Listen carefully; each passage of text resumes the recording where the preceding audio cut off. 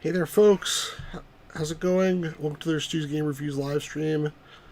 Hope everyone is doing well. It is Thursday night, I think, December 5th, about 7 p.m. Eastern Time. A little bit later start. And we're playing again the adventure game 6 Days, A Sacrifice that we started. We actually streamed this on this channel a few years ago. We're playing the special edition now with commentary. Hopefully, I will be joined soon by Jeremy from the Gamers Grotto. He should be on momentarily, but in the meantime, maybe let's get started with the game, or at least get started with the stream so we can get things going. If you're watching this after the fact and you like adventure games, obscure ones especially, and really old stuff, and cool collections of retro games and stuff like that, you may want to subscribe to this channel. You might like it. And give me a like, give me a comment, let me know what you think. I don't get enough comments. I get some comments, but never enough. Hey, Lewis. Lewis is here. It says, "Hey, Stu, how are you?" I'm doing pretty well. I was just saying the Gamers Grotto should be on here momentarily. But in the meantime, we'll get started. Actually, we also just thank my Patreon subscribers. Hey, Stars Manny, how you doing? Stars Manny says, "Hi, Stu. Appreciate you guys being here." So these are the guys who actually pay me like $1 a month or $2 or whatever else. So Tyler Drinkard, Valley, Starman, Dorian Karen, Ryan, the Retro Adventure Game Geek. Not to take anything away from anybody else who joins the channel, participates, everything else. But since people are stupid enough to pay me, and I'm just kidding, since people are nice enough to pay me, I want to at least thank them. Stars Base is the third time for this game, so this is the second time. I played it a couple of years ago, but this is with the special edition with the director's commentary, and this is part 3 of that series in terms of the director's commentary one, and probably the last part. I'll just recap the story, I guess, for people coming in late. This dude here, he looks like he's very badly injured because he's a government inspector who came to check out a report that some people were violating zoning laws, and he got pushed down an elevator shaft and ended up in the state that you see him in currently, and in the middle of a very extreme plot to sort of bring a pain elemental into our universe. But the story is a little bit probably longer than I want to go into, but I'll just tell you a couple things. One is, there's this really bad guy named John Defoe who wears a welding mask and he has a machete, and he is not the main bad guy, but he's the conduit to bring the main bad guy, who's a pain elemental, looks like a big eyeball, like a beholder, to bring that guy into our world. There's also another guy, Trilby, who wears a Trilby hat, who was a good guy and one of the protagonists of some of the previous games. And in this game, there's a bunch of clones of him which are trying to hold back the presence of the evil John Defoe. But there's another guy named the Tall Man who is the guy who it was a servant of the Pain Elemental, whose name is Chzo. This Tall Man guy is trying to stop Trilby from. I don't know what the hell's going on, to be honest. I think they'll explain it more, but he serves Chzo, so he's theoretically trying to stop Trilby from stopping John Defoe, but I'm not sure what he's really doing. Stars Base, I think this one gives to commit 7 sins. No, this is a different one. This is 6 Days of Sacrifice. So it's a series by Yahtzee, the guy from The Escapist, who talks really fast. He made a game called 5 Days of Stranger, which is really... I called 5 Days of Stranger. It was a really, really good game. And the follow-up is called 7 Days of Skeptic. And then there's Trilby's Notes. And then the last one is this one. It's called 6 Days of Sacrifice. So it's not committing 7 sins. It's just there's 6 days in the game. We're on day 4 right now. But I think we're about halfway through. I think we're more than halfway through the game because I think he tends to make the last days shorter. And we've already gone pretty far. The very last thing that happened was there was a few other people here in this complex which you can't get out of. There was 2 women. One of them's already been murdered, and the other one, it seems like she's been taken over by the spirit of John Defoe. But the last thing that happened is there was a love scene that occurred between this guy and the woman somehow. I don't know how he's able to be with a woman in his current condition, but somehow he managed to do that. And that's basically it. And then like there's a complex where the I shouldn't even try to explain this. It's just too much. I feel like I explained as much as I probably can. So let me get started with the game, and you know, hopefully it'll become somewhat self-explanatory. I just woke up on day 4, I believe, and I will try to. There's some voice. There's no voice acting in this game. That's why the Gamer's Grotto is going to be here. And spoiler alert: the main character dies in the final love scene in a heart attack. Now, there's only one love scene in this game, but it already occurred. So watch the last stream if you want to see that. For lovers of trivia, that scream you're about to be terrified by, you just heard, is the same one you hear in 7 Days of Stranger, when 7 Days of Skeptic, when John or Malcolm, as it seems, gets throttled by evil Barry. That's me trying to do an impression of his voice. It's also got a few seconds of silence taped onto the front, so I can just play it as soon as the player enters the room. I'm not very good at the voice impressions. That's why we need the Gamer's Grotto here. Alright, so we just heard a scream. Somebody screaming. I don't know who that was. This is like the living quarters, but this area looked like a more normal like complex, but it's been slowly mutating into like an evil area, basically. Uh-oh. What's this? Blood. Was that there before? Oh, that's one that was already killed. Right, I can't go into this steel door without another person because of these 2 wheels that have to be turned. So even if I wanted to go in there, I can't. I gotta find another character. And who knows where that other character is. Maybe killed.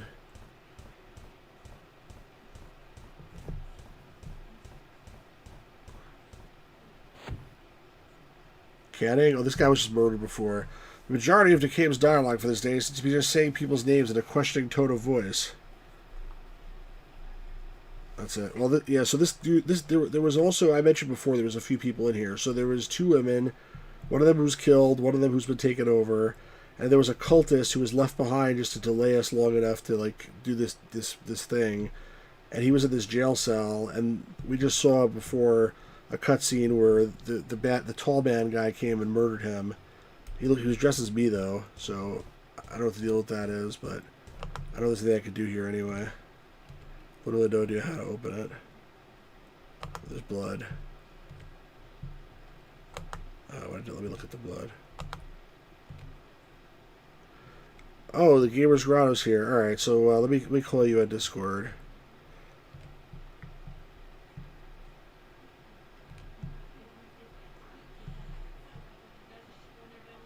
Hello. Hello, are you there, sir? I don't hear you anymore. I heard you for a second. Hello. You can't hear me? I hear you now, but like I didn't hear you before that. You like went silent for a little bit. So good news, everybody. We do have Jeremy here from the Gamer's Garbage Dump. Okay.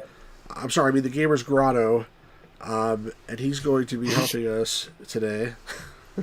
I'm just kidding. Smart ass. How you doing? I'm alright. Yeah, I'm okay. You feeling all right? Huh? Yeah, I'm okay. Okay. I think the Gamer's Grotto has had a very unusual day today. Would you want to tell anybody here about your day, or? Well, I went to go to the corner store to get milk, and I wasn't able to because cops told me to go back to my apartment because they found a dead body in the parking lot. Oh my gosh. And I came back here to start my stream, and all the cords got tangled up, and I'm trying to untangle everything, get the cords connected to my mic. That took like a good half hour. Well, the only good thing is that this game has a lot of dead bodies in it also, so you should feel right at home. Fantastic. All right. So, literally, the only thing we did is I left the room that I was in, and there was heard a scream, and then I just came into this room where we saw the end of the last stream. This guy got killed by the tall man guy, but we can't do anything else here. It looks like. You're not sharing your. Oh, I'm sorry. I forgot. Whoa! Holy shit! People said this game was scary because you couldn't die. I still recharged level with 3D Realms' recent FPS prey. I'm about to die though. In our defense, dying in most games lost its sting when you just reload a save game minutes ago. We're just cutting out the middleman.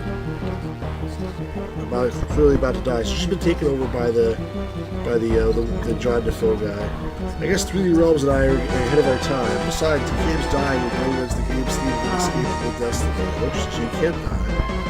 Stu, I still need you to share my. I know, but there was in the middle of a very tense moment, so I couldn't really. I see. I got you. Do that right at the moment.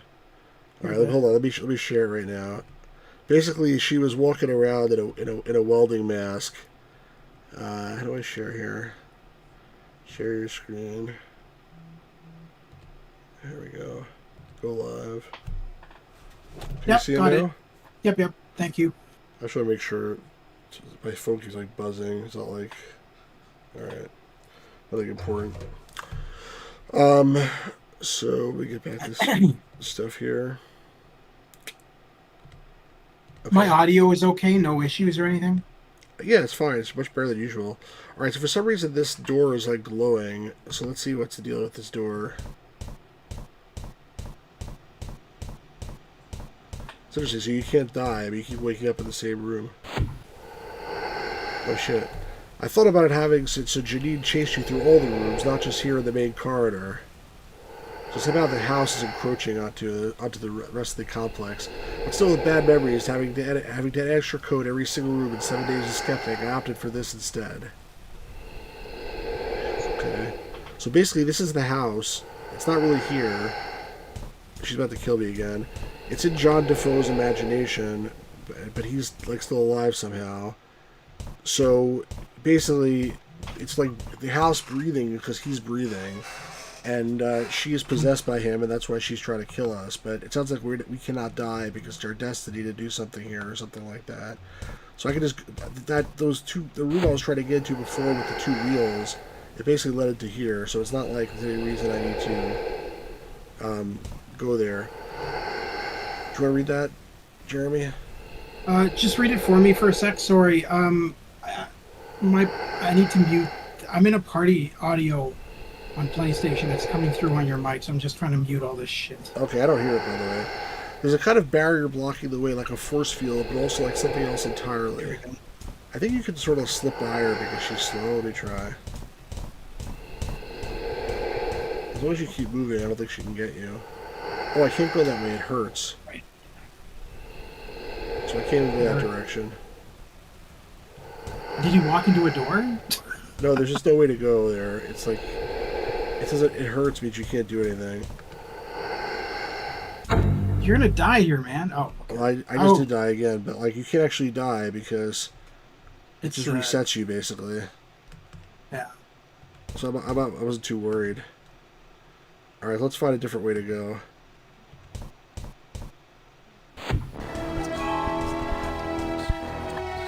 It's a little freaky. She's gonna music and there she is. Oh, this is the same place I was. How did she not see you just then? She sees me, but she's just slow. She must be Canadian. I'm just living here. I gotta find a place I haven't been.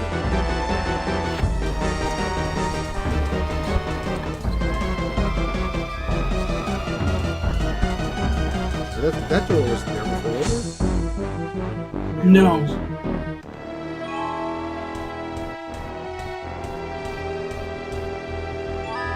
It won't open. I'm pretty sure I gotta find like a knife or something.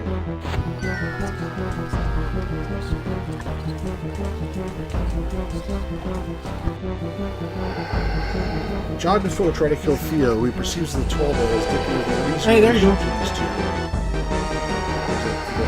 Or something there. The welder, of course, will be no threat at all to the real tall man. Johnny's just leaping at an opportunity to kill a weaker aspect of TM. You think so? So you think some of the aspect of the tall man? Maybe he's pissed off and we're taking advantage last night. You could say that Trilby's notes flashback is not the first time the tall man has penetrated him. Okay, so because I slept with the girl's possessed by him, it means that I slept with that guy? That's a little weird. When I touch it, pins and needles run up my arm, but I picked it up doesn't seem to have any weight at all. Revisiting old rooms from 5 Days a Stranger really brings perspective on how my art style has changed. Look at that door. What hell kind of color is that? It's like someone took a great big turquoise dump on good aesthetic taste. It's funny. Hey, Deluxe Game. This game order is a bit too loud. Sorry, it keeps on raising itself by, like, not my permission. Let me lower it again. It's very poorly behaved. I gotta keep that in view. The whole freaking house is like breathing. It's weird. Thank you guys. Just tell me if the audio. It did it again, right? Yeah, it did. It's barely coded game. I don't know why it does that. It keeps on doing it. I think I just have to go back to that room that I was in before and like use the pickaxe on that hole in the wall that I couldn't get through. So I'm just gonna do that and stop futzing around because it seems to really like raise the light on me. Kind of weirdly coded, that's for sure. Yeah. Oh, she got that time. She got me, even though. That's interesting. I wonder if I still have the pickaxe. Let's see. Yeah, I do. All right, good. So, lower the volume yet again. I wish it would just stay. Oh, I want to go in here actually. So this is good. I ended up in the right place.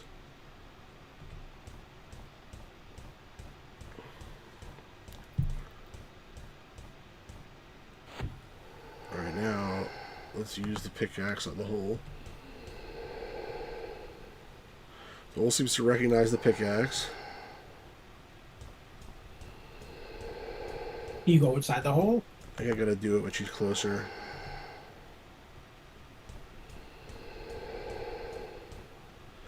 There's another example of me not liking straightforward inventory puzzles anymore. This is more than just an inventory puzzle. This is an inventory puzzle if you time properly. A thoroughly superior kind of inventory puzzle.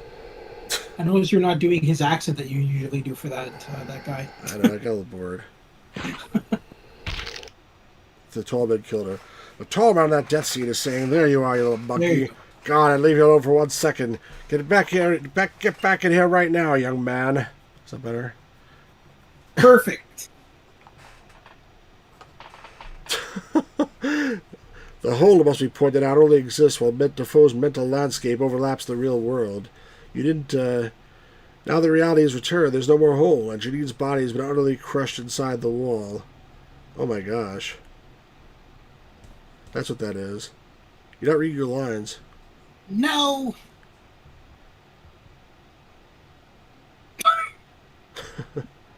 Sulk. See, that was the whole day 4. It's already day 5. So, like I said, how many? Oh, there's 8 days, right? 6 days. 6 days. I think the last days are fast though. I think maybe expecting you to take forever. My first idea was to have all the days of this game occur out in random order each time you played. This would be a reference to Chzo's non-linear perception of time. So, is that supposed to be our character? No, I dropped this idea in favor of coherent narrative. I wanted it to be ambiguous, not impenetrable. My next idea was to have this chapter occur at a random point between any one of the day transitions. Then I figured I'll just bugger that. This too was dropped because the revelation of the man in red's identity should probably be kept to a specific pivotal moment. You'll see what that means in a second, folks.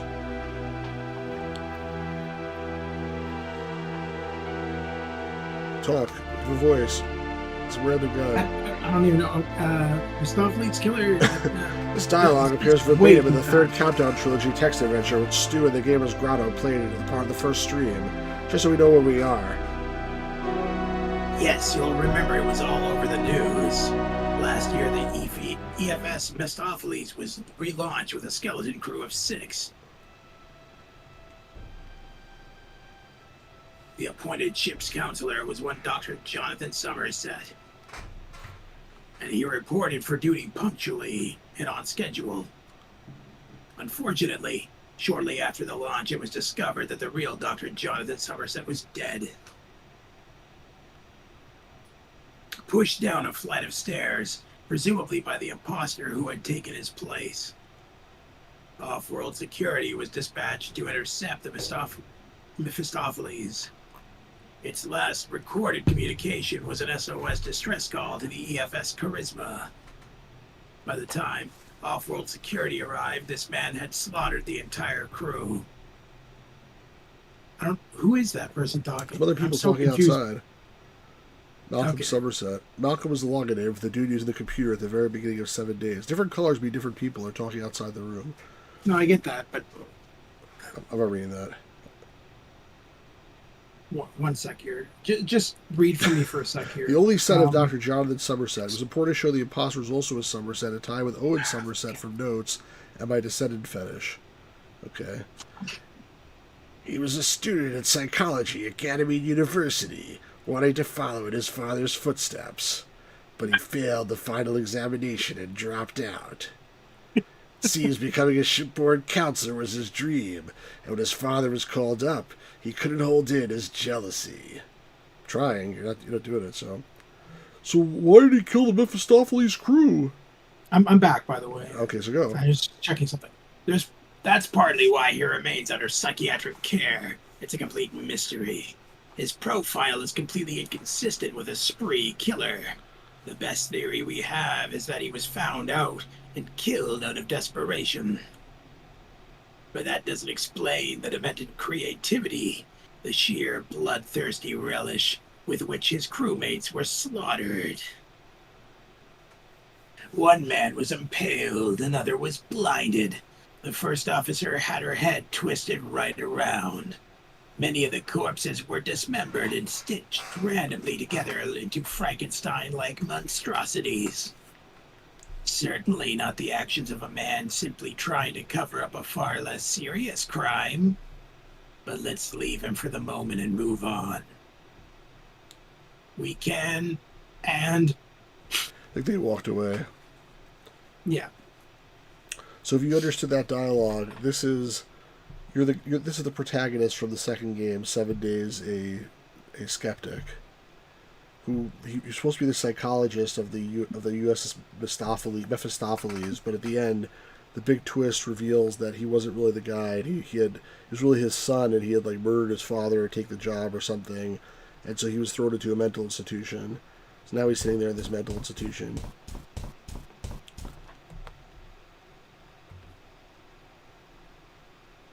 You read?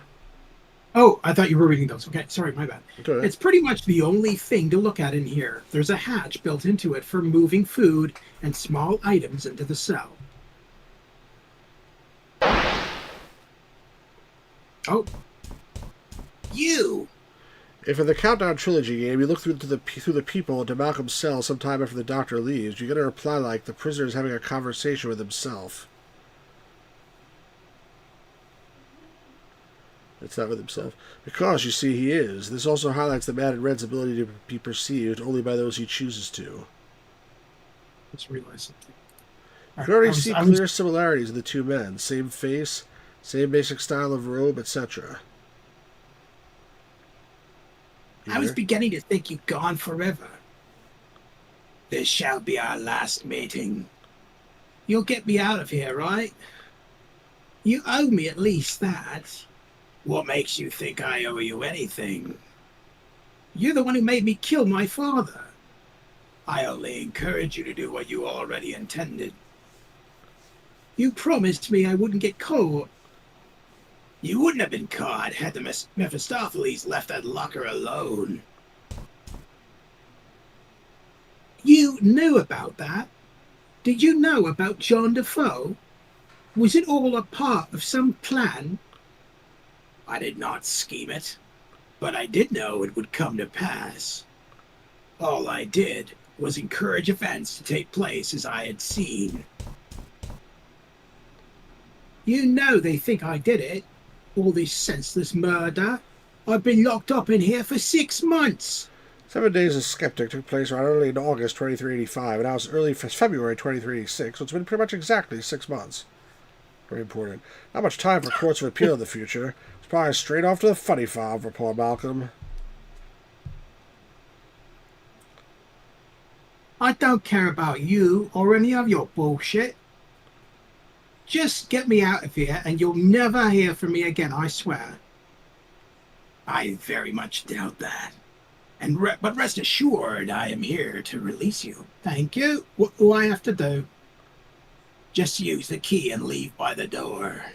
What? Maybe you haven't noticed, but the lock is on the outside. Besides, the guards outside, well, I'm not talking about that door. What are you talking about? What door? What key? Who are you? Are you Doctor Who? Actually, it's the same guy. Like that's what he was talking to before. The guy dropping off the present was the protagonist of Countdown 3. Now you can play it again and feel all cool and knowing. We did play it, so I already knew that. So remember that we had to drop a thing off of this guy's, like drop him a package for this dude. So that's what we did. And now he's on the other side collecting it. Someone sent me a parcel with no return address. There's the parcel. It contains some kind of oddly shaped knife. By the feel of it, it's old enough to be an antique. It's Freehorn's blade. If you remember, in the second Countdown game, that girl stole it. And I guess she gave it to that guy, and now he gave it to him for some reason. Wall. It's just part of the wall, but it feels different. It feels different now. When I look at it, my hands start to tremble.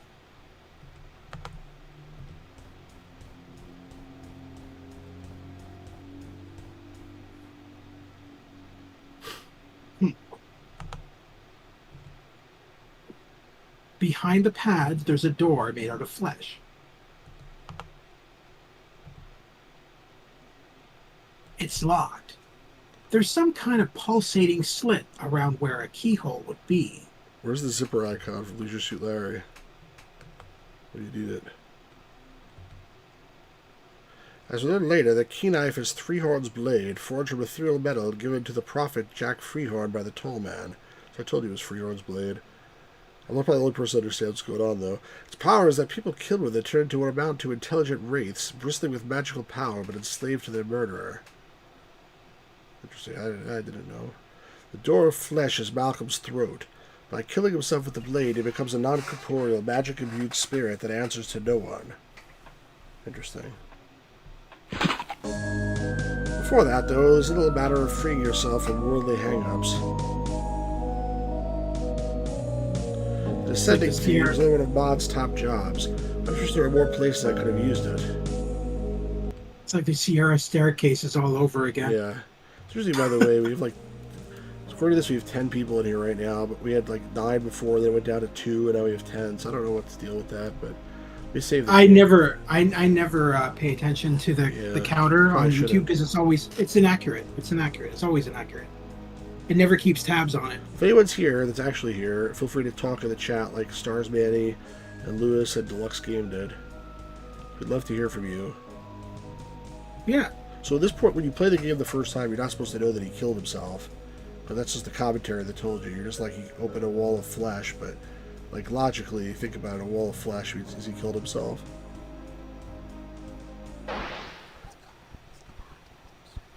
Like a flashback from the end of that game when he killed that guy. The purpose of the descending scene is one of the more deliberately ambiguous moments. Broadly, it's Malcolm freeing himself of worldly cares as his brain dies, like in Jacob's Ladder. I never saw Jacob's Ladder. I've never seen that movie. I've heard of it, but I've never seen it either. Now we're down to 4 people, by the way. We're seeing what appears to be Malcolm carrying out John Defoe's murders in the world of Mephistopheles, with the crew replaced by welders. That's what that is? I thought it's the end of the game when he kills him. Don't worry about your counter. Yeah, I know. The scaling down for the main character here is because of misjudging character size while drawing the room background. Interesting. Would have preferred not to shrink him. It makes the detail of his blood spatters and hair loss harder to see.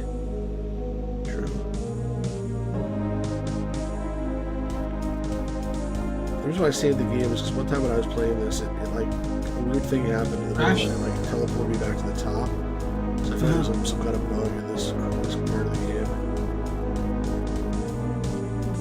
There's an awful lot of blood going down that stairway. It keeps on raising the volume again too. It's so damn annoying.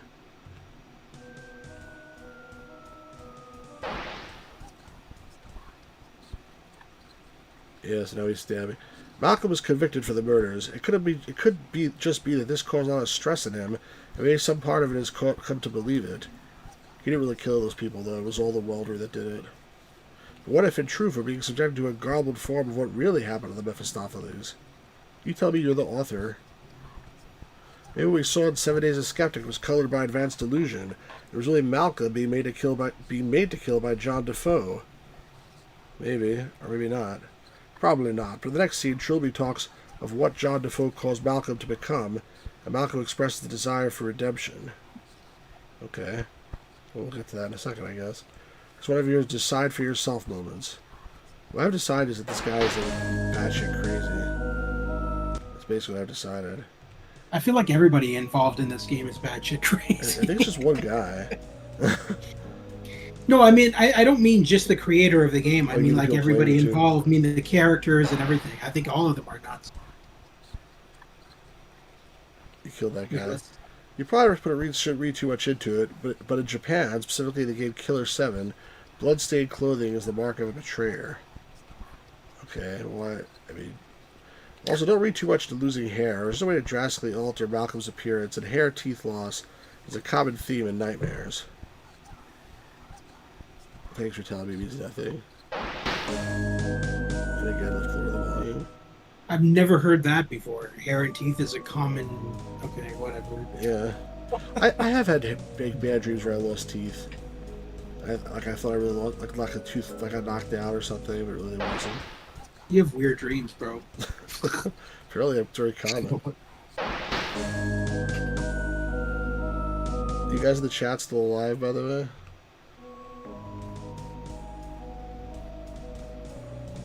It's all right, still. I got some jumper cables with Stars that. May says, yeah, I used to dream about losing teeth, so see, it's not just me. That's weird. I've never had... I dream about weirder shit than that. He says that's weird, too. I don't know why. There's another background I leaked earlier, because I really like it. It's just all I miss paintwork, just using line brush and fill tools. Trying to develop my background making skills beyond simple boring dollhouse rooms, which just takes so long each time. Nobody really cares about the backgrounds, by the way, dude. We just care about the story. Give us insights on the story and skip your insights on the backgrounds. That's why I don't enable development commentary on most games, because I just ramble on about shit that nobody's interested in. So you see, basically, I've become the red guy, the guy in the red robes who gave me the knife. Yeah. That's what just happened. Here's Trilby, tied up or maybe dead. It looks like the back of an eye, and this paint elemental is like, it looks like an eye, so maybe inside of it or something. And then here's a representation of it. But let's look at the body first. Yeah. Looks like the corpse of an old man and the remnants of a suit, tied up with strands of muscle and skin.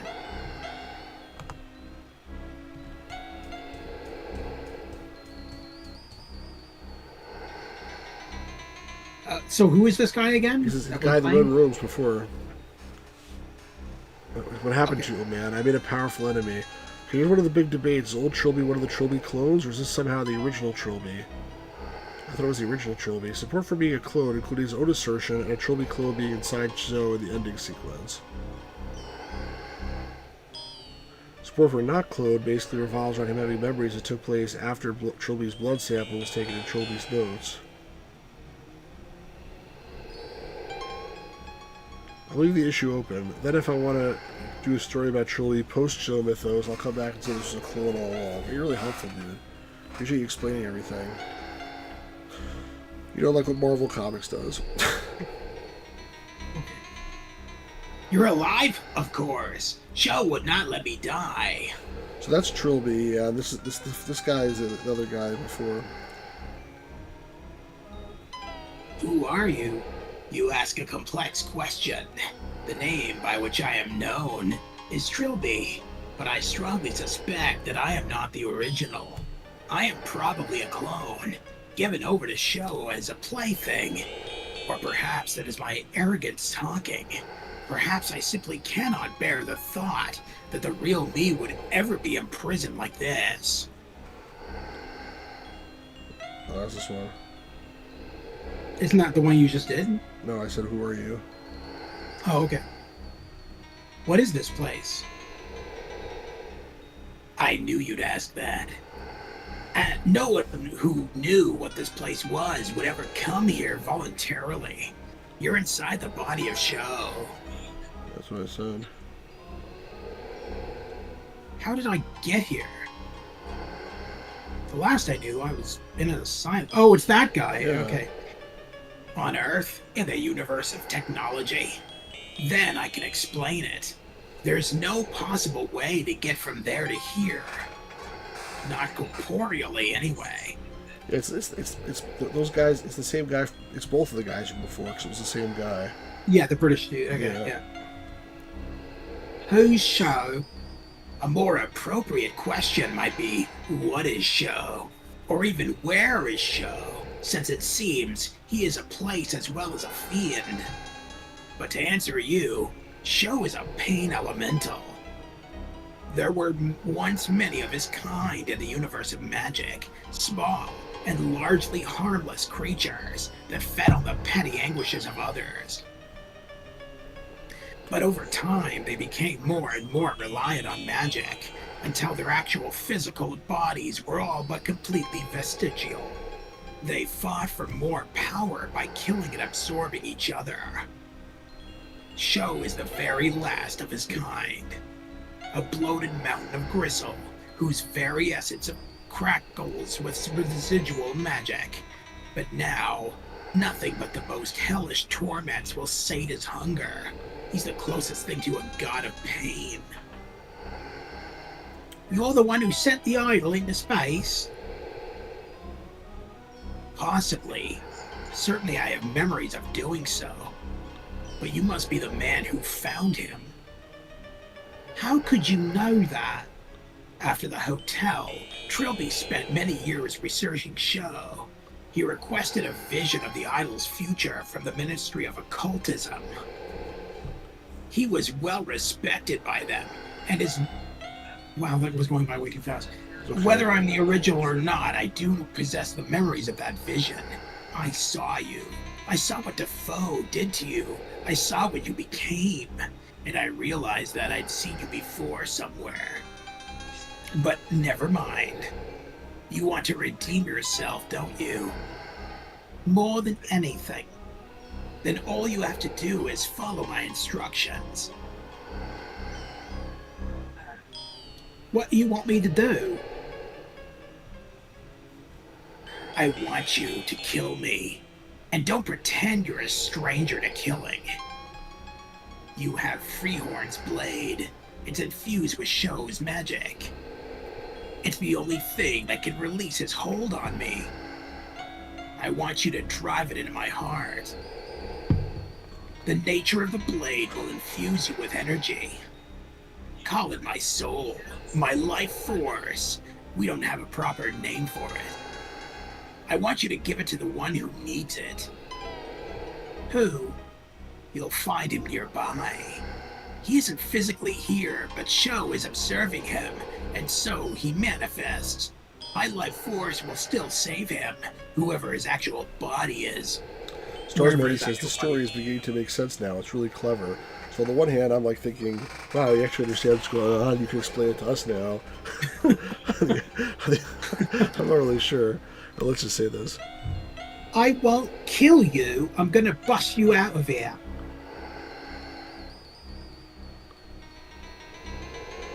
No. Even if you could, I have no place to go. To the pain elemental, time is non-linear. It seems the past, present, and future are all at once. Were I to leave this place, I could end up at any moment in time. Or every moment. Or no moment at all. It's the reason why you and I are able to interact like this. Despite, from my perspective, being in the 21st century. For you, and you in the 24th. Now, kill me. Both our destinies demand it. Wait here. Don't leave me. At some point, you'd have to change his voice to voice the other guy. I don't know, but dude, I got so many voices. Because we're not streaming this regular, I forget half the voices of the characters I was doing. Yeah. It's really, All right, let's kill him. really hard to remember all of them. Let's kill him. Why Is doesn't that let me not kill working? him? It doesn't let you kill him. There he goes. Oh, there we go. I'm sorry. Not if it was your fault. Remember that. Now the blade is like glowing with energy. And there, Here's another support for the not cloned theory. Trilby seems to have a soul. Yeah, I don't think he's a clone. What? Clones can't have souls now? Are you some kind of clonist? Yeah. See that? So there's Trilby. Like, remember he was in the end of the game. Trilby's notes. He was dead, and somehow he came back to life. And he sees this. He saw this guy. And the guy said, "It's not your time yet. Go back." So basically, they're showing how this happened. He has to, I guess, use the blade on him, or use the energy on him. If you play this Trilby's Note Special Edition, and then Malcolm showing up at the end to bring Trilby back to life. See what I'm talking about? This is a repeat of the scene without dialogue, except the dialogue is either telepathic or representative.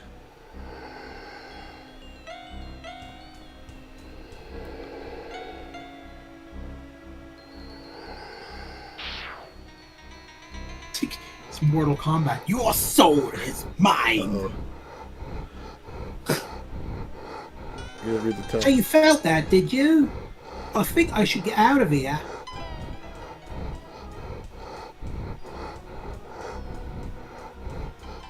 What the hell's that? Bender from Futurama. Oh, robot.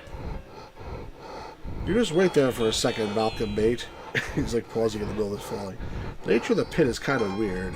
For Malcolm, it functions as an exit. For the tall man later on is oblivion. Yeah. The difference is that Malcolm is now a powerful non-corporeal entity, while the tall man, for all his power, is still largely physical. The rest you can figure out for yourself.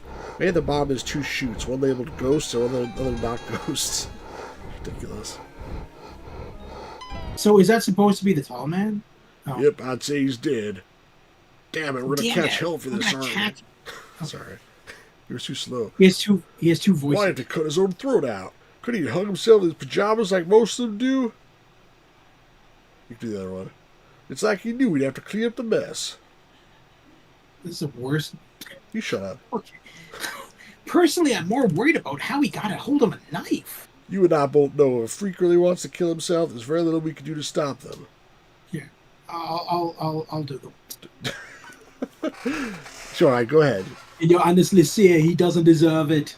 I've got a little brother that just joined the Navy Medical Corps. The same age as that poor Dr. Mistopheles was. I can assure you right now, that's not how Dr. Laszlo will see it. These two chaps also figure in Countdown 3. Their names are Toby and Clive, and they patrol the corridor. Hello, Toby. Hello, Clive. Who cares? Who's a crap? Come on, then. Let's fetch your body back. Let's do it again. Blackness swallows me. The furious rot. I am free. Free of that place. Free of physical form. I originally opted to delete this scene in favor of a punchier scene where I had better ambiguity. Then one of my testers mentioned not realizing that the man in red was Somerset, so I put it back.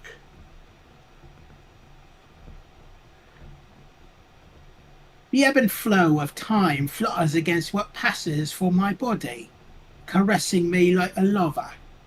When I was a man, I was destiny's prisoner. Now I will be his servant. There are men and women who must be guided. I will be the caretaker. If you went through all of Trilby's dialogue in the last scene, he mentioned how leaving Chzo's body would place you temporally in a very awkward position. Like the back of a Volkswagen? Since Chzo is outside of conventional linear time, once you've been inside him, you take on the same qualities. Malcolm can now theoretically exist at all times at once. Interesting. Which accent do you love, Stars Manny? Some theories have been about that Chzo manipulated the time loop into being, and while there may be something in that, for the most part, the time loop caused itself.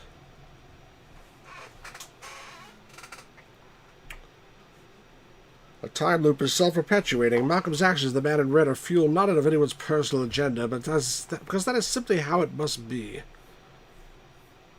Okay. And when he restored Trilby to life, sparking the chain of events that led to his own downfall, he realized this. Well, that's so interesting. It actually does make a little bit of sense. I can't tell whether you're being serious or not. It just sounds like he's rambling half the time. Well, I'll tell you what he's saying in a second. So that was the No, whole no, day I 5. I get what he's saying. It's just That wasn't even a day. Like our character didn't even have anything that day. He would just sleep through the whole day. I guess.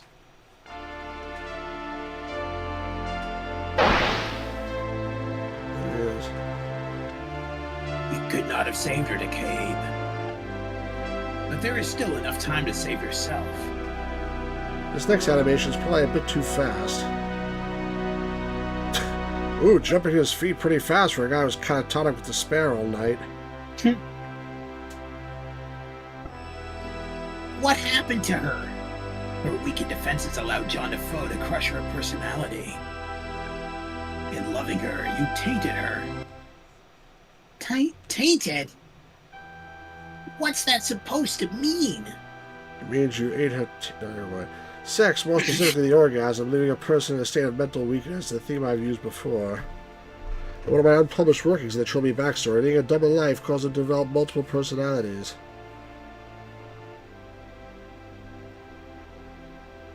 On one occasion, the normal side of him having sex is what allows the ruthless Trilby side of him to take control. That's weird. What kind of weird stuff are you writing, dude? Just as the past affects the future, so too does the future affect the past. And your future, DeCabe, is a dark one indeed. So dark that its influence travels backwards through your timeline, leaving an eternal blemish on your soul that worsens as your fate draws near. Shut up! Why can't you ever give me a simple, straight answer? Why won't you help me get out of here?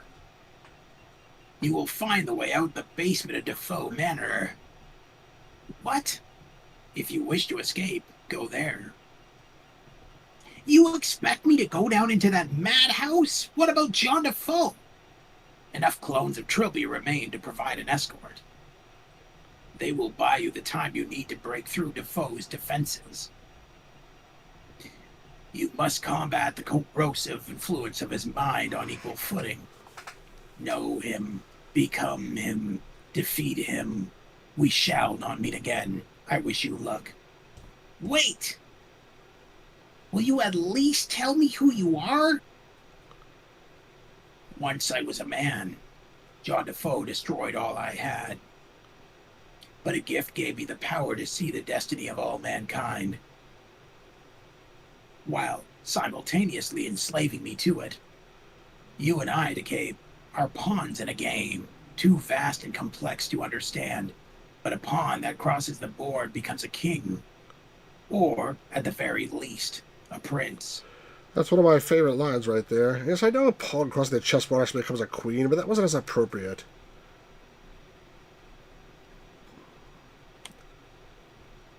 Now, not for the only time, Malcolm almost expresses remorse at what he does, but he's long ago abandoned the illusion of free will. Just like me, I created this bad game because I had no choice. I'm just kidding. So, before we continue, a couple things. So, first of all, this is like a blood spot on the wall. So, like, apparently, like, so this whole thing was, like, converting into the house. That's what he said before. And then, like, there was a hole in the wall here, and he pulled her through the hole, and then, like, the house ceased to exist, and the hole ceased to exist. So she's just, like, inside the wall somewhere, apparently. Yeah, she ended up being trapped inside the wall. Yeah, so they said that. So, in terms of, like, the timeline, like, so first of all, we see that guy, the guy Red, essentially, he starts off by killing his father, goes on the ship, gets messed up in the affair of John Defoe, gets sent to mental institution. Then this guy comes and gives him a knife, which he used to kill himself, and then he becomes that guy, and then he's eventually goes back in time and tells his younger self to kill the father. So like he basically caused the whole thing to happen. So like he thinks like he's trapped in some kind of like it has to happen this way, and he's going to force it to happen that way. And then the other thing what they said before with Trilby was that he was the guy who saved Trilby's life in the end of Trilby's notes, and then because he saved Trilby's life, Trilby was able to shoot the idol into space, I guess, and that was what led to him finding it later on, and then becoming the guy. So like the destinies are all like intertwined in some weird way. I shouldn't even try to explain this. What am I stupid for? All right, we just pick up the document. Pick it up. I'll add it to my journal. Freehorn's blade is one of the Order's most sacred relics. It is said to have been used by the 18th century prophet Jack Freehorn himself to deliver the 12 sacrifices that enabled him to write the books of Chzo. When a person dies, their body, mind, and soul separate and drift apart. An individual killed by Freehorn's blade, however, separates differently. They leave their body behind, while the mind and soul remain together. This results in a non-corporeal spirit of unusual ability, capable of strong manifestations, but they remain forever under the command of the one who wielded the blade. An individual can exploit a loophole in these rules by killing themselves with Freehorn's blade, which would theoretically transform them into an immensely powerful spirit, a magic-infused force of pure will. So that's what the guy in the red is. None, however, have yet chanced this. Not that you know of. It's day 6. Are you enjoying this game, or you think it's just too obtuse? Are you talking to me? Yeah, who am I talking to? I'm not talking to him. Well, no, because you have other people in the chat. Well, I'm yeah, they no, think also, but most of the Stars Days are the only ones talking. Yeah, I've never disliked these games.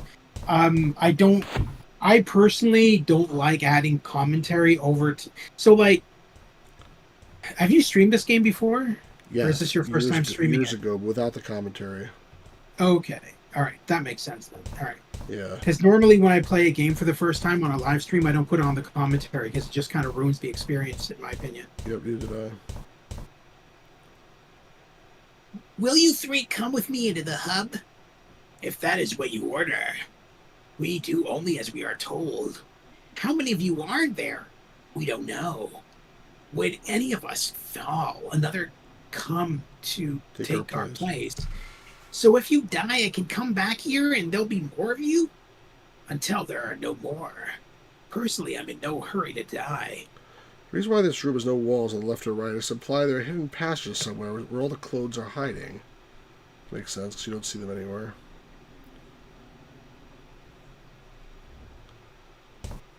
Come on. Mods made a special exploring Defoe's Manor music track, and for some reason it was a minute and a half quiet build-up, and then just a sudden rise of urgency.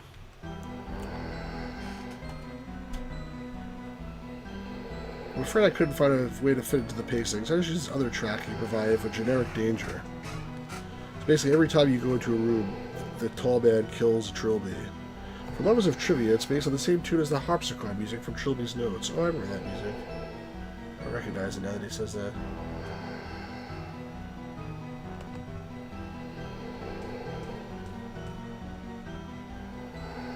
I'll add it to my journal. Lish, also Lishi or Lish, a kind of undead sorcerer, granted immortality by removing their soul from their body and placing it in an external object.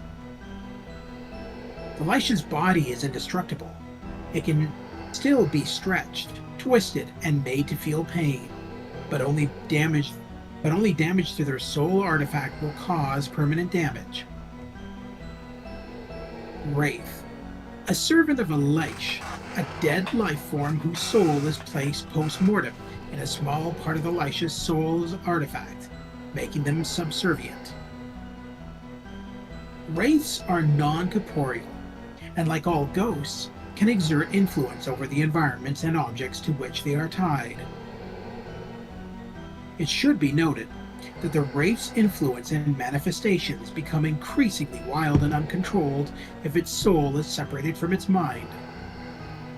I guess he's a Wraith, John Defoe, I'm not really sure. Let me save the game. Stars Manny says, I feel like this is one of these things you're never supposed to completely understand even if you play it through multiple times.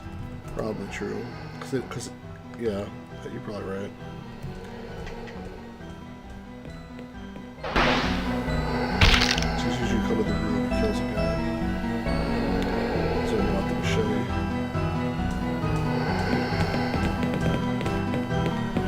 My idea behind dressing up like John Defoe is a protective measure.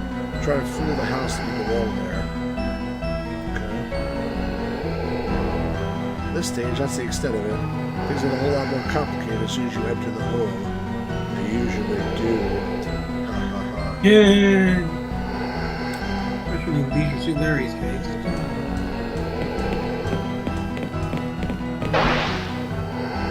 Let me go refresh my trilbies. You never answered our question, Stars Manny. What accent did you like? He says, a bit like one of those movies, Usual Suspect. Usual Suspect. Yeah, that's a good movie. I think it'd be there. Kevin Spacey's kind of associated. Originally, I wanted to come with more animation of the tall man murdering Trilby. I saw no reason why I'd mix things up a bit. So part of the house is missing. As a part of the tall man's Trilby killings be largely quick and painless, the game didn't get an R rating. This ties into how the tall man is able to escape Chzo's supervision and start sabotaging the operation. Which I still don't understand. So you get this door doesn't even exist. It's like not really even there. This door does. I don't know where I'm supposed to go though. It goes here, because here's the mask.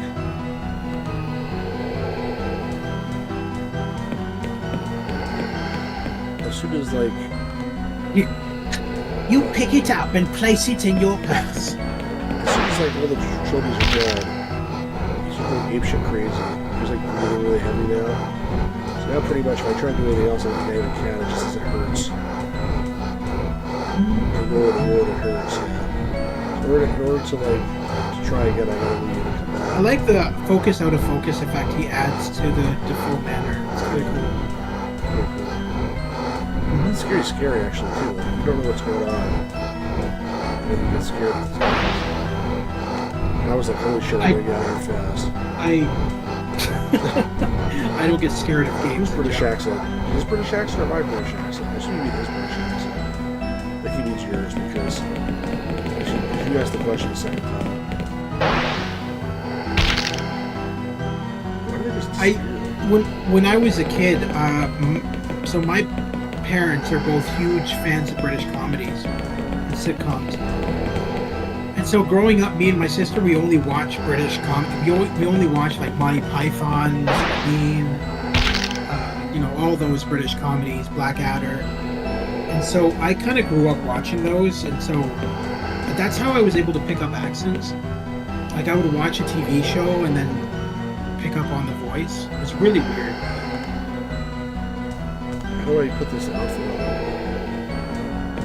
Just click on it. What am I doing right now? What if you click and drag it to your character? Yeah, you can't do that. Oh, you can. I guess you have to wait until he's dead. Maybe.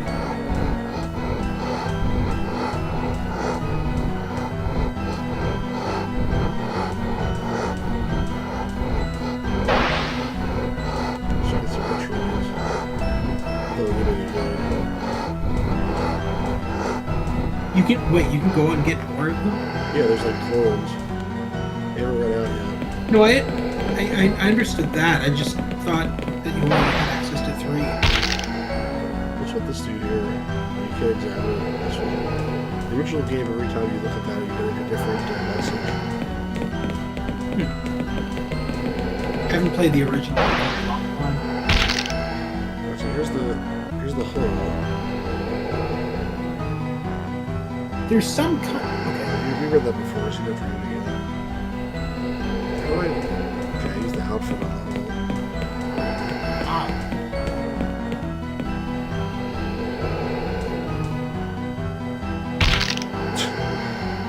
The idea here is the house isn't complete because only the rooms John would have been familiar with in life are present. Oh, that's interesting. I didn't think of that. I guess I should probably have been to those 19th century guys, though. That's true. Gas oven.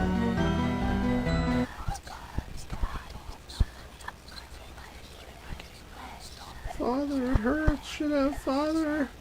Killed you. I thought at first there was a bug like in Child, Cyberpunk. it hurts, father. Child, they saved him, father. Even child, I brought him back. No, child, it hurts. This is like the line to this dude, I think.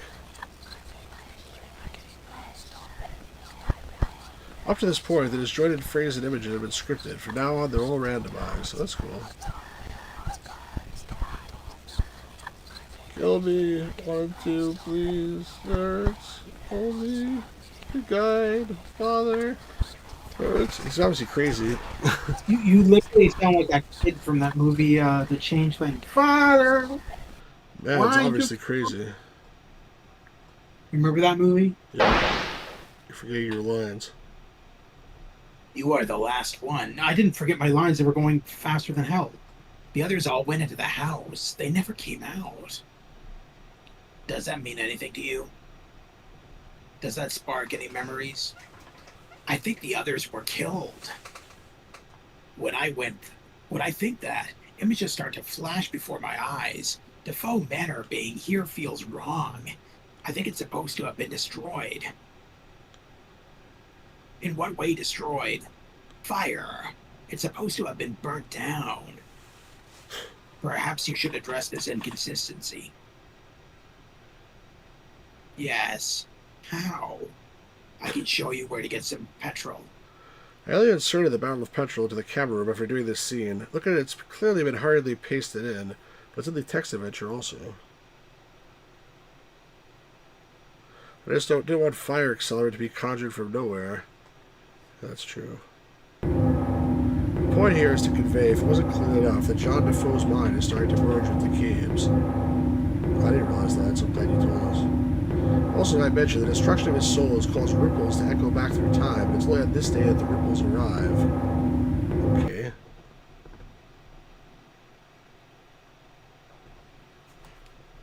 So I fell asleep myself. Can I get up?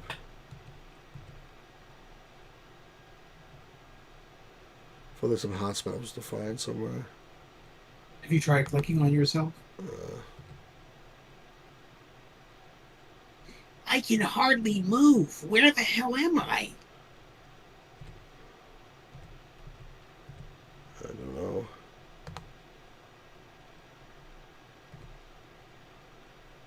I feel disconnected, like I'm looking down on myself from outside. That's why it says his mind's beginning to merge. I can't see anything, especially not through the smoked visor.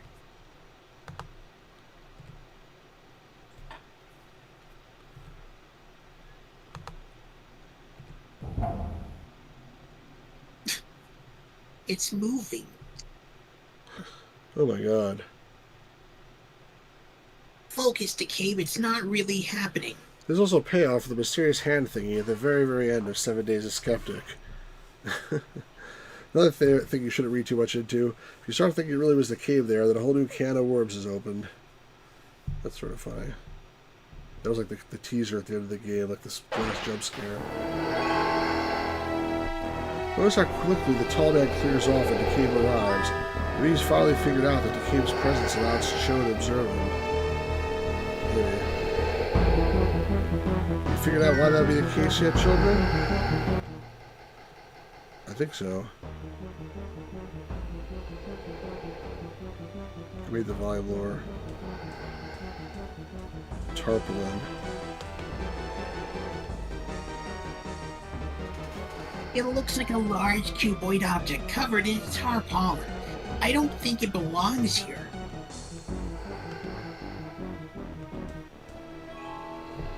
There's some kind of document lying on it. I'll add it to my journal. Why are you still freaking writing journal entries now? Children of the king rejoice, for the time is finally at hand. Our patience these last few centuries will finally be rewarded. 200 years ago, the body of the bridgekeeper was destroyed. 200 years from now, the soul of the bridgekeeper will meet the same fate. These are known as bridge events. Their significance was so great that they sent ripples of weakness through the timeline itself, echoing off into both the past and future. On the 28th of July, 2189, The ripples from the past will collide with the ripples from the future, creating an area of extreme weakness between the two realms. If the third bridge event, the destruction of the mind, occurs at this point, the force of the explosion will penetrate that area of weakness and form the bridge between the realms. Over this bridge, the king, Chzo, will come. He will come to save us and all the men of technology from sin. We must, however, be alive to enjoy this new age of perfect purity, and so it is important that the complex and ophthalmology... Complex. Isn't that what I said? No, you said complex. You think it's another word. The complex. The complex and ophthalmology building be evacuated at least 1 week prior to the bridge event.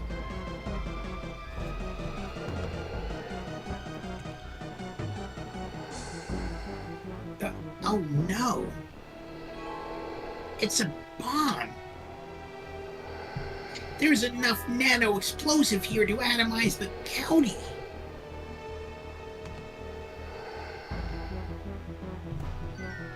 It's a time detonator hooked up to a huge pile of super-dense nano-explosive. Oh, it's him saying that. Yeah. It's a time detonator hooked up to a huge pile of super-dense nano-explosive. I read about this stuff like a nuclear blast without the radiation, and all it needs is a little heat to set it off.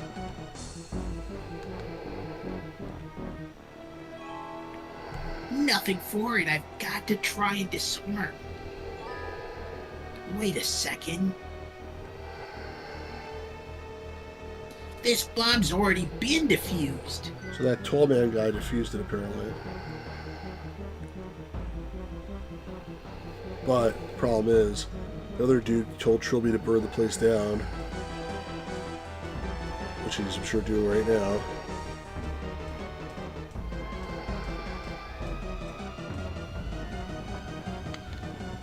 Shit. Oh, I love the outro. I can watch it all day and think I made this, like that kid from the end of the X-Files. Look how that fire burns like a proper fire. Now DeCabe curls up all scared like. Sweet. You know what he's talking about? The ending of the X-Files? No, I don't. Chris.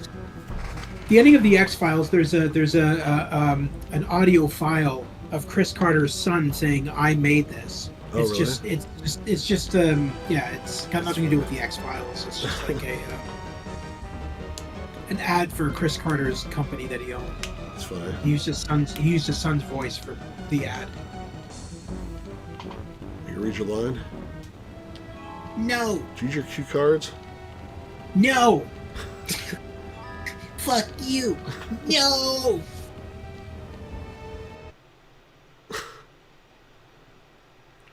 This is meant to evoke the intro and outro to 5 Days a Stranger, because we're basically looking at the same bit of land. That's interesting. I didn't realize that. Some people on the forum want to know when the hill became a cliff, but those people can shut up and leave me alone.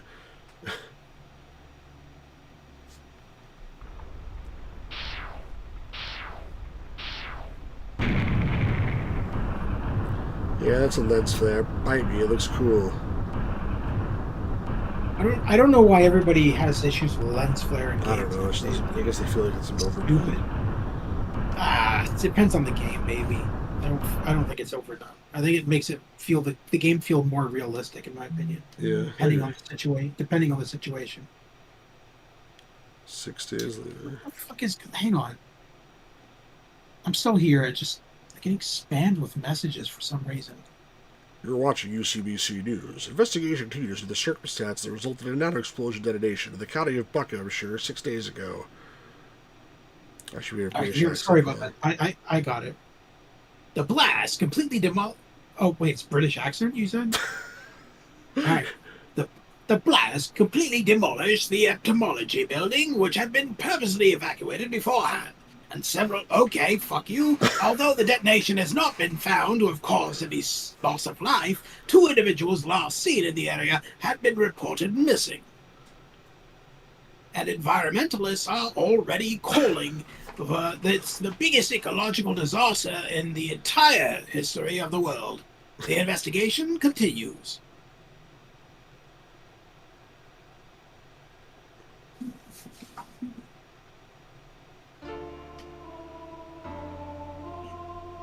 As an avatar of destiny, I cannot judge. I cannot afford to question events, only encourage them to take place as history demands. And yet, I wonder why the Order of Blessed Agonies expected Chzo to enter this universe. After all, a creature so dependent on magic could not possibly survive in a world where there is none. The prophecies were wrong. Freehorn, the Order, the tall man himself, all deliberately misled by the pain elemental. But why? For what purpose was the bridge really constructed? This scene and the next would pass for the big explanatory scene. The parlor scene, as they say in detective fiction. I don't really understand it, so hopefully he'll explain it.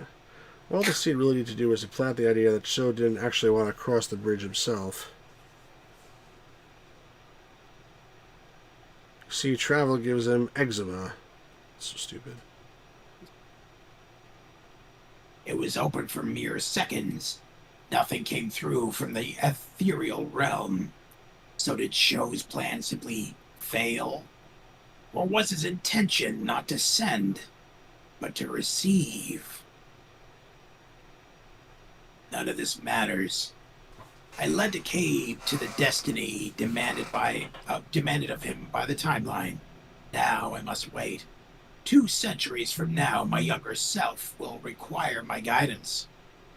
The eternal cycle must be set in motion again. And while I do not judge and feel no regret, I find that I do not relish this task. More of that pesky remorse on Malcolm's part. In many ways, perhaps his fate is the worst of all, because he's a loser. Eternally bound to ensure the time-looped remains, despite his personal qualms with doing so. If he does have qualms, just don't do it. Well, he wasn't annihilated, had his body broken into bits, so rock on, Malcolm. He did sit in jail for 6 months, though.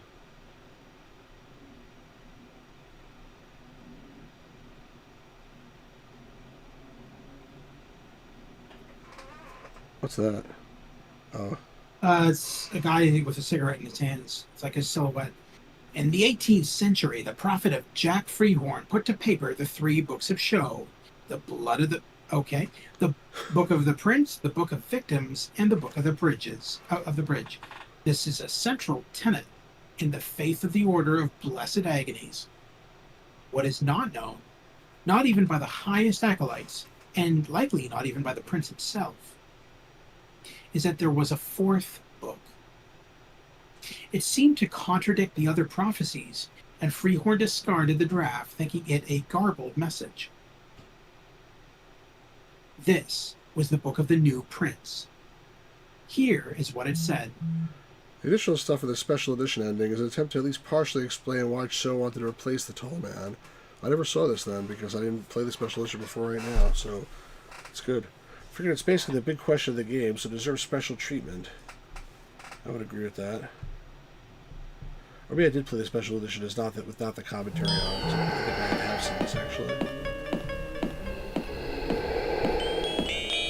So that's you. Quick read. I, on the day of the bridge, the prince returned to the court of the king and bowed low before the presence. 2, and the king was greatly wrathful, and he said to the prince, "Why have you returned, O prince? You who would betray his king, who would defy his own flesh." Lower the volume. People wonder why the tall man had to be replaced. Can Chzo be fickle? Can it be a whole bunch of little reasons?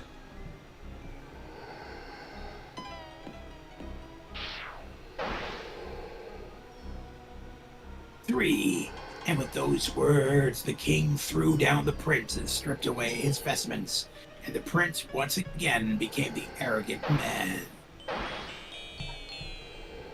4, and the arrogant man said, "I wanted only to please you, my king. I know you schemed to replace me. If I betrayed you, it was only to remain your prince."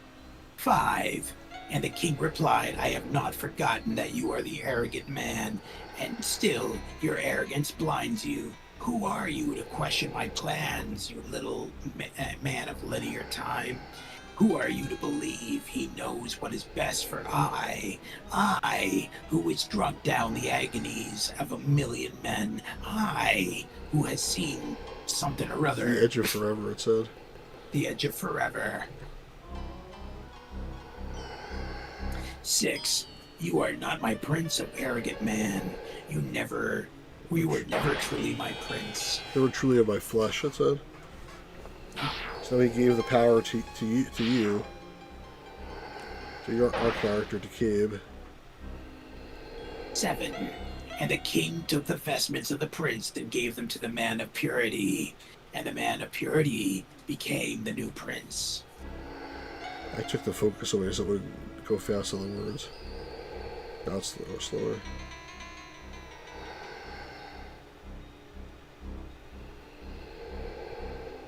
So Cabe is the new prince for several reasons. Firstly, the obvious one is that he's already gone through blessed agonies.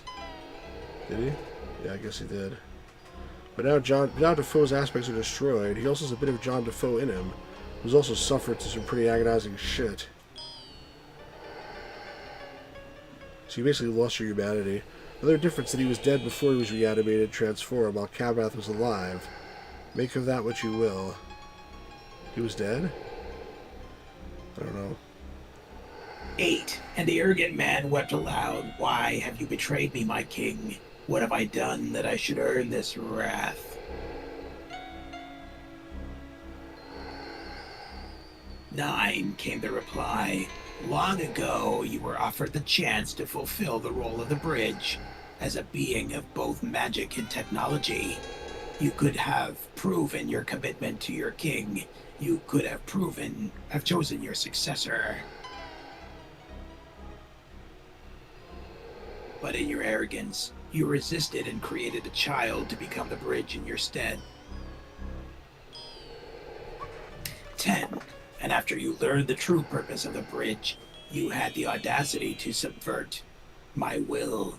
Weakly you sought to avert your destiny and the destinies of others.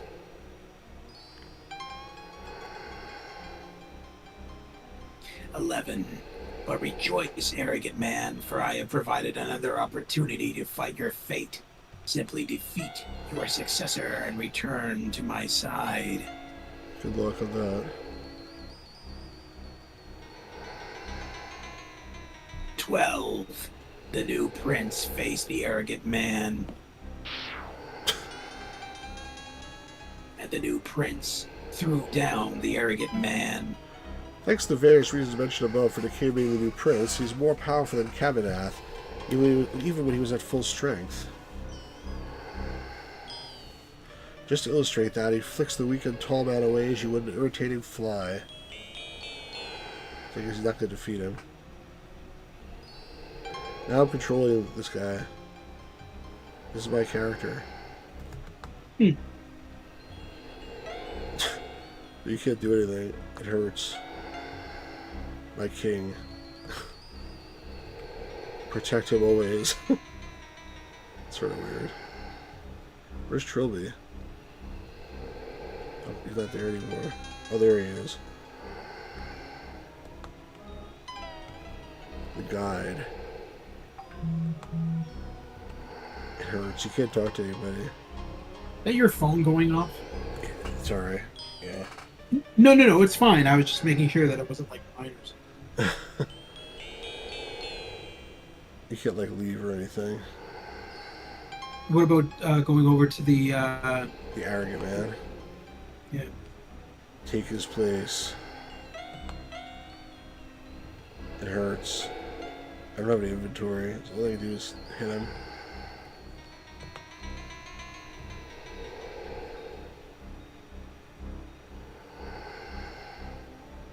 Originally, the tall man faltered and grabbed the ledge with his left hand. That didn't sync up with the next scene. I keep forgetting to draw the tall man's bandages when he's in a small sprite, but I couldn't exactly forget when doing the big sprites.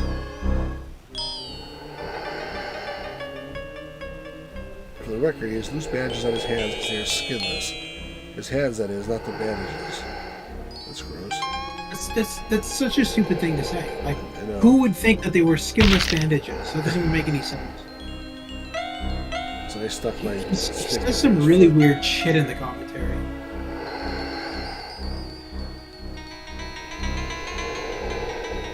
I have his old weapon. I get that he's trying to be funny, but it's not coming off as funny. It's just coming off as stupid. Or those big sprites I seem to like so much. I like this one too. I like Kirby Baller making the loose bandages flap in the breeze. I don't know why he tells us that he's lazy and stuff. Pre-appearance of the new Prince, those concepts from the trance from Final Fantasy IX. The characters gain jazzed up variations of their old costumes. Ever played that game? I don't even think have you played any of the Final Fantasies? I played a little bit. It's basically the cave's badge is jazzed up, combined with Defoe's jazzed up apron and welding mask. It's a welding mask? Hey, man. And the arrogant man knew the name of the king. Now the credits. At Damon's credit, the ending theme was his best work for the series. I feel it syncs up nicely. I'm gonna lower the volume again. Sorry, guys. You silly. The reason to get around to lower it. That's the guy being pushed into the elevator shaft. That's Trilby for the first game. So the Batarang. Yeah, the game. That's the casket in space. The second game. The tall man. That's the first game also. The other thief. The second game within space. I don't know what that is. So how many games are there in the series? Is this 4 the plus an final action one? game, like side game.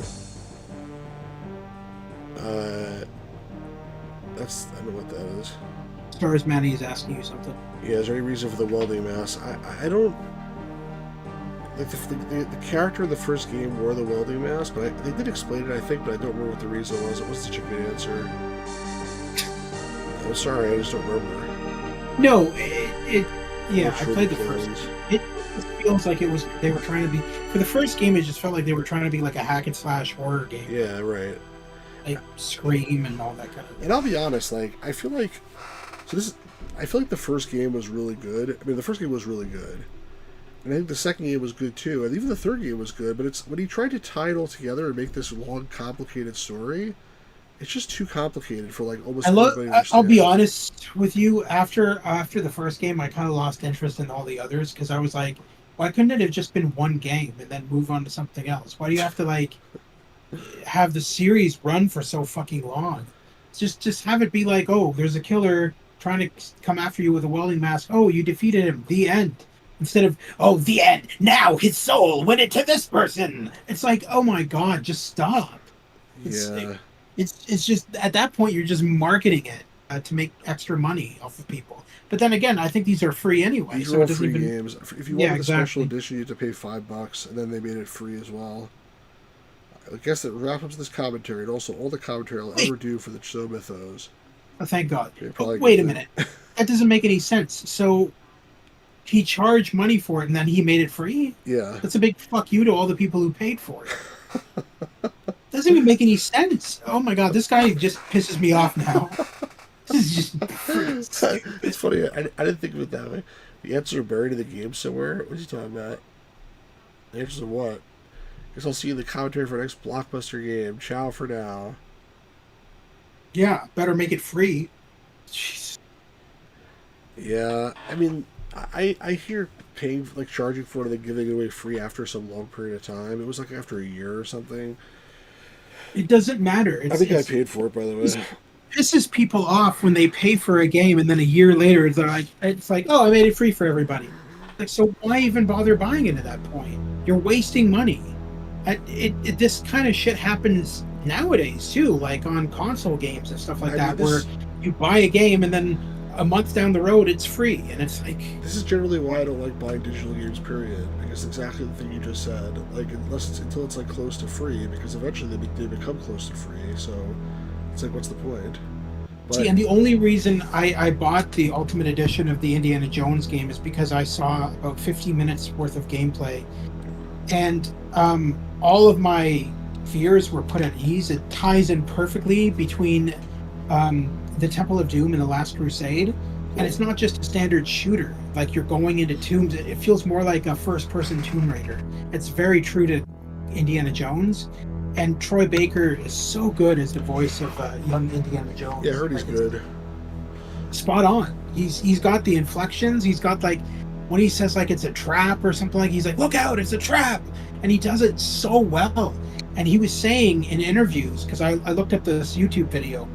Well, it was a video that was recommended to me of him being interviewed, and he said that when he found out he was cast in the role, he was nervous as all hell because he's like, this is such an iconic role, and I feel like I'm going to fuck it up. And so what he did was for an entire year, he watched and rewatched all of the classic Indiana Jones movies, 1, 2, and 3. Raiders of the Lost Ark, Temple of Doom, and The Last Crusade. What about just Crystal Skull and what's the other one called? No, because it's not based off of those. It's okay. It's based off of the original trilogy. It has nothing to do with the new shit. So it's young Indiana Jones that you're playing in this. It's not old Harrison Ford barely can even walk. So So he did it perfectly. So he rewatched those movies over and over and over until he perfected the voice so well that it's like, dude, you go into this game and you're thinking, Jesus Christ, they got Harrison Ford to do this. It's so cool. Yeah, it is pretty cool. Well, what I was saying before was that I think the first 3 games were actually really good, but then like the more convoluted it gets, like the fact that I could talk probably for another hour and I wouldn't even understand the story, let alone be able to explain it to anybody else. To me, that's a negative thing. I mean, like, it's very convoluted. It's not. I mean, to be fair, like there are other stuff like, like somebody mentioned, Stars may mention The Usual Suspects. He just said, I like the atmosphere and plot twist, but I lost track in some parts. The Usual Suspects is probably like tame compared to this, but there are other movies that are really, like Memento or other things that are really intentionally obtuse. So maybe it's like something like that, but yeah, playing a game, it's not, I don't know, it's not exactly what I wanted, but I really do like the other first three entries in this saga. The other thing I don't like about this game is the fact that at the end you sort of lose. Like your character becomes there's no happy ending. Guy. Yeah, there's no happy ending. It's right. it's just kind of like and even Trilby basically like is killed like a whole bunch of times and like. And actually, every single character like is tortured. Like Trilby is the main character of the first game. You see, he's like essentially tortured to death, and then clones are made of him, and they're killed. The main character of the second game kills himself, and then becomes that red robe guy, and then he ends up having to like sit around for years, whatever, and do all sorts of crazy stuff. And then DeCabe, after he falls down an elevator shaft or gets pushed down, he becomes that slave to the pain elemental. So like they all have an unhappy ending. I mean, it is like a horror-ish game, but still, like, I mean, I wish there was a happy ending or some kind of satisfying conclusion. Where, I mean, the nice thing is that they had Cabadath, the tall man. He does get his comeuppance, which is nice, but the pain elemental doesn't get his comeuppance, So Star Command wants to know, if you played through it again and made different choices, would it play through a lot different though? No, it would not. All the choices are false choices. There's no real choices in this game. You could do the dialogue in different order and stuff, but you'll get the same for result. a lot of these games, especially like these ones that were being made by indie developers back in like the 90s, early 2000s. All of those choices were false. They would have you. They would add in dialogue to make you think, oh shit, I got multiple choices. That must mean that there's multiple endings. But then what ends up happening is that all those choices don't matter, because then the character will be like, oh, I don't want to say this, or blah, blah, blah. And then you'd have to pick only the one choice. Yeah, exactly. Yeah. Stars May says it's more of a story, really. And yeah, I would agree with that. It is really more of a story that you're just, it's like an interactive type of story. But anyway, that's it. I do find, sorry to interrupt you, I do find that modern day gaming, as much as I love classic games, I do feel like they're more linear than what we have for today's games. Now, I don't know if you play too many modern games, Stu, like on console or anything, but what's a console? Today's shut up, smart ass. Today's games, yeah, they're more expensive because, like Space Quest back in the day was like $10-$20 on PC, and nowadays you're paying like $70-$80 for a game. But at the same time, funny you say that though. I don't mean to interrupt you, but I just want to correct one thing. I remember when my dad bought me Space Quest 3 back in the day. Yeah. In electronics boutique, it cost $59.95. That's so weird because I remember paying $20 You for probably got my it copy. like a KB Toy Stores like a few years after or something. It was like at Radio. No, it was at Radio Shack. maybe it was like a clearance or whatever or something. But I'm telling I you, like don't remember. number 3 when it came I out. believe you. I believe Yeah, you. it was $60, and like, and I remember playing Indiana Jones and the Last Crusade, the VGA version, and it was $79.95. But even like if we want to talk like how much is like $60 in 1988 worth today? I mean, like, somebody Google that. I want to like check it out actually. How much is $60 in 1988? $160 today. So just like, even though the games seem expensive, like adjusted for inflation or whatever, they're still actually a lot cheaper than they were. But anyway, now that I said that, what were you gonna say? Sorry about that. No, you're good. What I was going to say was back then, those games and what you were paying for them, they would last you like maybe A couple days. 5 to 10 hours. They Yeah. weren't very long. Right. Whereas today's modern games, so the longest modern game that's out right now, that's in the Guinness World Records for being the longest game, is The Witcher 3, and that clocks in at 460 hours in length. Holy That's shit. for one game. Because now you know Now how to other play the newer games- games. Other games like Star Wars Outlaws and like the Spider-Man games, stuff like that. So Star Wars Outlaws clocks in around the 200 hours mark. It's crazy. So yeah, no, modern games, while they are more expensive, they have so much content that they're worth the cost, in It's my insane. opinion. Well- Compared to like the past, where like you're paying like all that money for a game and you got it beaten like a day or two. Well, the Right? next thing, Like Space Quest 3 was guilty of that, man. That game was so short. yeah, it was. I remember I beat that. Like I went on Friday, and like by Saturday, I'd already beaten it. Right? And do you think that was worth it at No, I was really $59.99? pissed off actually.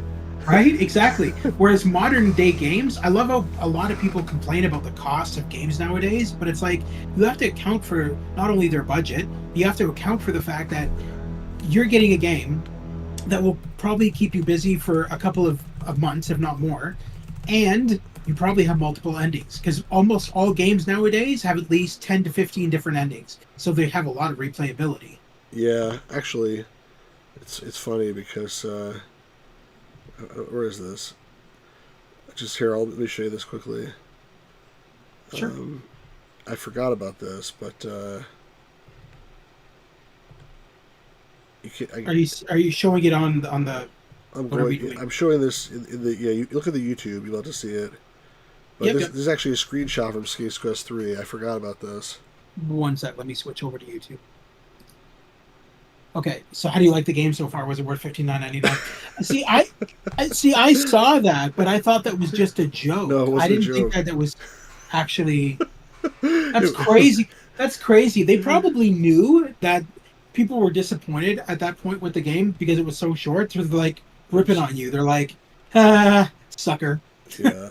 Anyway, so I think that's it for today, and just want to show this is what I'm going to play next. Next adventure game will be this one. If you're still looking at the YouTube, I am. I think you've played this before. You told me, didn't you? Dare to Dream? Yes, I would love to voice for that, actually. That's a really good game. You played this, right? Mhm. Yeah, made by Cliffy B. Yep. The Cliff Unreal guy. Blazinski. Cliff Blazinski. So this will be Yep. the next adventure game I'm going to stream, and maybe Epic. if you're around, you can join in and do it.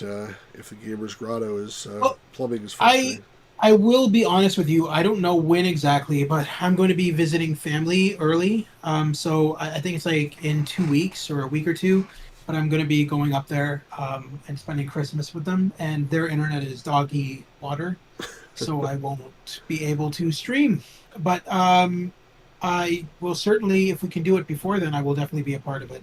All right. Well, Merry Mm-hmm. Christmas, and we'll see what we'll figure this out, and yeah, we'll go from there. Well, thanks Absolutely. to everybody who's been here today. There's been a lot of people in and out. Thanks to Stars Manny and Deluxe Game and Lewis. Thank you to the Gamers Grotto for doing the voices that he was able to read before they quickly scrolled off the screen. And make sure you check out his channel, which is called The Gamer's Grotto, not surprisingly. And if you're watching this after the fact, make sure you subscribe and like, and again, subscribe to the Gamers Grotto's channel. Leave a comment, let me know what you think. Apparently there's 7 people here right now. I don't know if that's actually true or not. Probably not. But it's been pretty quiet in the chat. So if you're here watching still, leave a comment, let us know what you think. Give a like and a subscribe. And again, check out the Gamers Grotto's channel. We'll be doing more adventure games soon. Like I said, the next one we're planned to be Dare to Dream. And also other non-adventure games. So stay tuned. Awesome. Talk to y'all soon, everybody. And peace out. Have a great rest of the day. Have a wonderful night, everybody. Take care, and we'll see you soon.